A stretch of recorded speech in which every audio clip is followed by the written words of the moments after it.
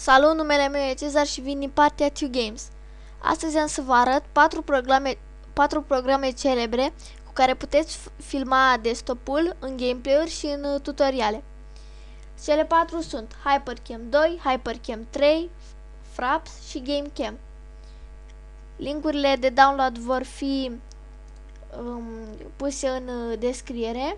Instalarea lor este foarte simplă, de genul next, install. Complexitatea lor este destul de redusă, dar fac o treabă foarte bună. Acum hai să vi le prezint și eu. HyperCam 2. HyperCam 2 este programul cu care filmez eu în momentul acesta. După cum puteți vedea, nu are interfață prea complexă. Butoanele de pe aici sunt de înțeles. Select region, selectați regiunea în care să filmați. Tot ecranul, jumătate de ecran, cum vreți dumneavoastră. Select window, să selectați fereastra care vreți să o filmați. Aici selectați cum vreți să rămână HyperCam în timpul filmării, deschis, băgat în bară sau ascuns. Aici selectați dacă vreți să capturați ferestre transparente, cum am și eu aici. Era să se vede prin ea un pic. La hotkeys aici aveți butoanele care pornesc filmarea, o pun pe pauză sau o reiau. Și aici F4 pentru single frame shot, pentru un fel de captură. Pe F4 la AVI file aici vedeți numele și locul unde se va salva fișierul. Aici selectați dacă vreți să se adauge nume nume succesiv fișierelor. La asta nu trebuie să umblați. Videocompresor auto, sound aici dacă vreți să aveți un microfon pe care înregistrați, număr de canale, mărimea sample-ului, rata sample-ului. La opțiuni dacă vreți să se înregistreze cursorul, dacă vreți să adauge steluța aceea când apăsați click pe mouse. Aici sonorul clickului la mouse,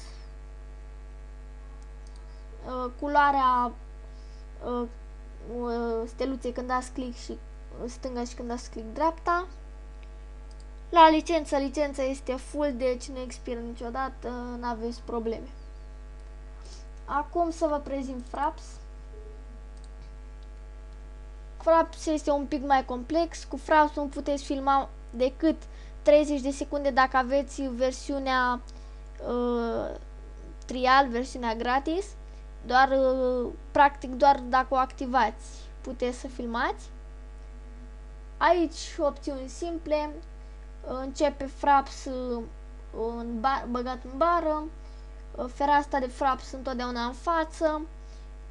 Pornește Fraps când pornește și Windows-ul. Filmează aero, adică transparent. Minimizează doar în sistem 3, adică aici. La FPS aici aveți benchmarking hotkey F11, overlay hotkey F12. Overlay este cifra aceasta din stânga ecranului, cum puteți vedea și aici. Cifra din stânga ecranului, aici, mă rog, selectați colțul. La movies aici aveți locul unde se salvează videoclipul după filmare. Hotkey-ul, dacă vreți să aveți și un microfon de pe care să înregistrați, selectați de aici. Hotkey pentru poze, formatul care să salveze pozele, diferite setări. Acum să vă prezint HyperCam 3. HyperCam 3, după cum sună și numele, este mai complex decât HyperCam 2. Interfața e foarte simplă, aici puteți selecta o regiune a ecranului, să zicem aceasta, sau puteți da să filmați tot ecranul sau o fereastră anume și o selectați de aici. Aici bifați să filmați video, audio, butonul de începere a înregistrării. La opțiuni, la video, avem videocompresorul, frames-urile, ca și la HyperCam 2, la audio, microfonul, audiocompresorul, sursa de boxe, unde se salvează, și la video avem aici unde se salvează. La extras tot așa, sonorul click-ului, steluță la click stânga și la click dreapta. La acesta putem, cred că selecta și, nu putem selecta culoarea. La interfață, aici avem hotkey-urile, avem limba, cum aveam și în HyperCam 2, pe locuri cu hotkey, și aici în timp ce HyperCam înregistrează ce se întâmplă cu el, să-l lase deschis, să-l minimizeze, v-am spus și la HyperCam 2. Acum să vă prezint GameCam. Acesta și Fraps sunt specializate în filmarea jocurilor. Acum se pornește și la mine.